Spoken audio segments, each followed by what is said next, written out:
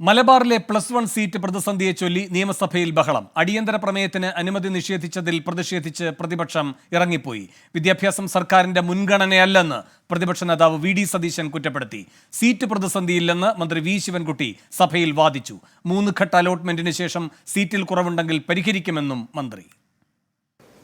Sir,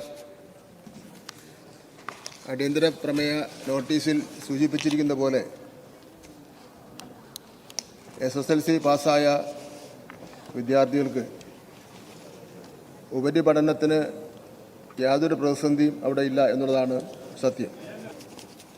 1ാം ഘട്ട അലോട്ട്മെൻറ്റിൻ്റെ നടപടിക്രമങ്ങൾ തന്നെ പൂർത്തീകരിച്ചിട്ടില്ല. 3 റൗണ്ട് അലോട്ട്മെൻറ്റ് പൂർത്തീകരിച്ച ശേഷം എന്തെങ്കിലും കുറവുണ്ടെങ്കിൽ അക്കാര്യം അപ്പോൾ പരിശോധിക്കാം എന്നുള്ള നിലയിലാണ്.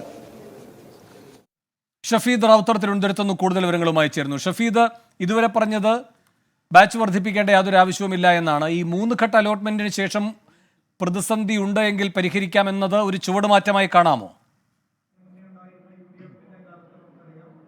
ഇക്കാര്യത്തിൽ നേരത്തെയും വിദ്യാഭ്യാസ മന്ത്രി സമാനമായ ചില അഭിപ്രായ പ്രകടനങ്ങൾ സഭയ്ക്ക് പുറത്ത് പറഞ്ഞിട്ടുണ്ട്. അതിൽ ഏറ്റവും പ്രധാനപ്പെട്ട കാര്യം പ്രതിപക്ഷ ഉപനേതാവായിട്ടുള്ള കുഞ്ഞാലിക്കുട്ടി അടക്കമുള്ളവർ മുഖ്യമന്ത്രിയോട് ഇതുമായി ബന്ധപ്പെട്ട് നിവേദനം നൽകാൻ എത്തിയിരുന്നു. അന്ന് താൻ അടക്കമുള്ള ആളുകളുണ്ടായിരുന്നു. അന്ന് ചൂണ്ടിക്കാണിച്ച പ്രതിസന്ധിയിൽ അന്നും മറുപടി നൽകിയത് 3ാം ഘട്ട അലോട്ട്മെന്റിന് ശേഷം ഏതെങ്കിലും തരത്തിൽ കുറവുണ്ടെങ്കിൽ അത് സർക്കാർ ഉറപ്പായും പരിഹരിക്കും എന്നുള്ളതാണ്. അതിൽ ഏറ്റവും പ്രധാനപ്പെട്ട കാര്യം മലബാറിലെ 10,000-കണക്കിന് കുട്ടികളുടെ പഠനം ഉപരിപഠനം പ്രതിസന്ധിയിലാണെന്ന് ചൂണ്ടിക്കാട്ടി എൻ ഷംസുദ്ദീനാണ് ഇന്ന് നിയമസഭയിൽ അടിയന്തര പ്രമേയത്തിന് നോട്ടീസ് നൽകിയത്. വിദ്യാഭ്യാസ മന്ത്രി ഈ ഒഴിവന്ന സീറ്റുകളുടെ കണക്കുകളാണ് ഇന്ന് നിയമസഭയിൽ അവതരിപ്പിച്ചത്. അതിൽ ഏറ്റവും പ്രധാനപ്പെട്ട കാര്യം പാലക്കാട് ജില്ലയിൽ 2206 സീറ്റ്, അതേപോലെ തന്നെ കോഴിക്കോട് ജില്ലയിൽ 848 സീറ്റ്, കണ്ണൂർ ജില്ലയിൽ 5000-ലധികം സീറ്റ് തുടങ്ങിയ കണക്കുകളാണ് ഇന്ന് വിദ്യാഭ്യാസ മന്ത്രി പറഞ്ഞത്. പക്ഷേ അതൊരു ടോട്ടൽ ടാലിയായിട്ടാണ് പ്രതിപക്ഷം കാണുന്നത്. മാത്രമല്ല സർക്കാരിന്റെ വെബ്സൈറ്റിൽ പറഞ്ഞിരിക്കുന്ന കണക്കുകളും മന്ത്രി പറഞ്ഞ കണക്കുകളും തമ്മിൽ വലിയ വൈരുദ്ധ്യമുണ്ട്. അത് രണ്ടും വലിയ വ്യത്യാസമുണ്ടെന്ന് അടക്കമുള്ള ആക്ഷേപങ്ങൾ തിരികെ ഷഫീദ് റാവുത്തറാണ് വിവരങ്ങൾ നൽകിയത്.